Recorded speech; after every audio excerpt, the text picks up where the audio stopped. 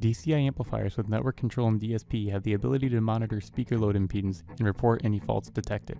This feature, called continuous load monitoring, is configured using HiQNet Audio Architect software.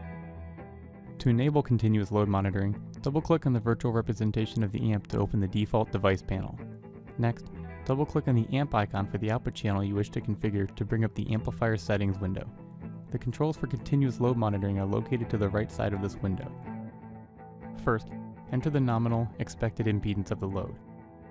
Next, designate the high and low thresholds that will determine when the test is a failure. The default values are acceptable when simply trying to detect an open or a short, but you may want to narrow the thresholds when connected to a parallel, series, or series parallel load to help determine individual speaker failures. Finally, turn on continuous load monitoring by pressing the button to the on state. When there is enough output signal to obtain an accurate measurement, the feature will automatically start testing. When measuring, the testing indicator will be illuminated in the measured impedance reported. If the Report Errors button is turned on, the event log will also indicate that the expected speaker load impedance is outside the low and high thresholds. The amplifier GPIO can also be configured to toggle states when Report Errors is turned on. Additionally, the load indicator on the default device panel will light up red.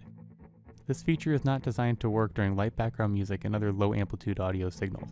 The amplifier will only begin testing when there is substantial audio on the output channel. Thank you for watching this video.